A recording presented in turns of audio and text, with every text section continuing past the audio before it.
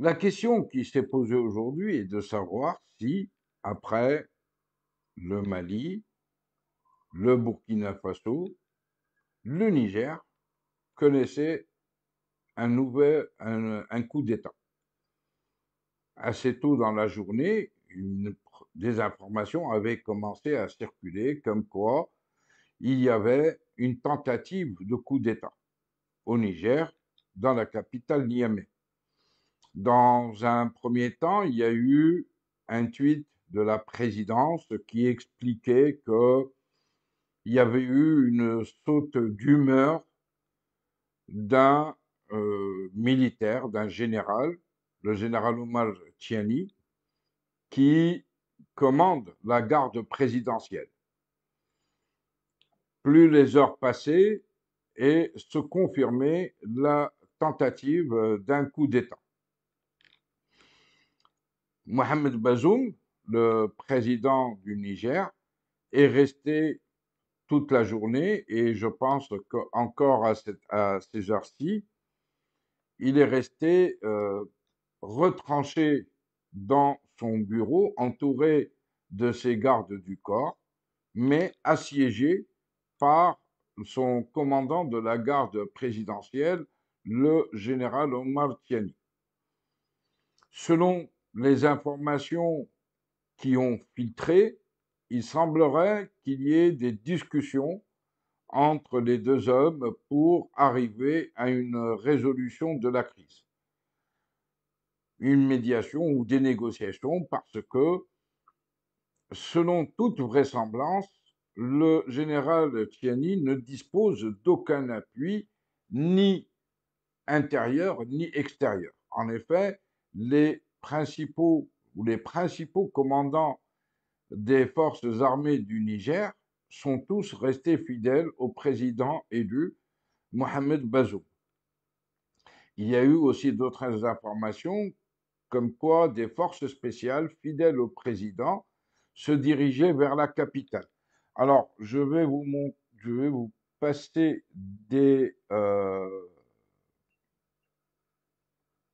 oui, alors, on va passer des vidéos un peu sur la situation au Niger.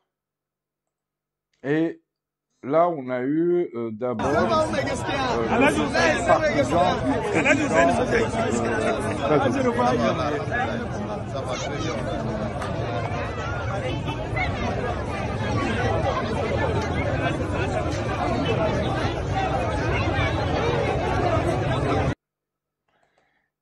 Mais aussi, il y a eu à un certain moment, il y a eu une situation de flottement. La garde présidentielle qui encerclait le bâtiment de la présidence à un certain moment tiré des rafales de tirs réels. Alors là, il y a de différents témoignages. Selon certains témoignages, il semblerait que les coups de feu aient été tirés en l'air pour disperser les partisans du président Bazoum. Et selon d'autres témoignages, il semblerait qu'il y aurait eu quelques blessés.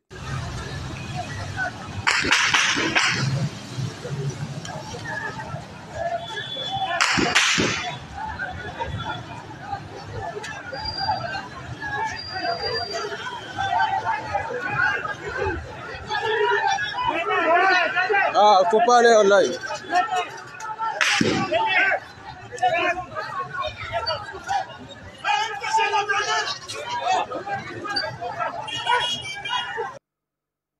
Alors, selon les informations qui ont circulé aussi aujourd'hui, c'est que cette tentative de putsch menée par le commandant de la garde présidentielle a été unanimement condamnée à travers le monde, aussi bien en Afrique qu'ailleurs, puisque la France, principale partenaire du Niger, a condamné cette tentative de putsch, la même chose que les États-Unis, mais aussi comme la CEDEAO, l'Union africaine.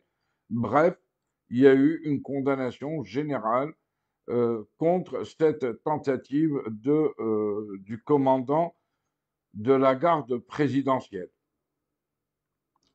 Maintenant, il semblerait que les discussions en cours, il y a eu aussi des médiateurs qui sont intervenus pour essayer de trouver une résolution à la crise, des médiateurs étrangers, notamment le chef d'état-major du Nigeria, qui a été dépêché à Niamey par son président, par le président du Nigeria, et donc qui se trouve déjà à Niamey pour essayer d'arriver à une solution.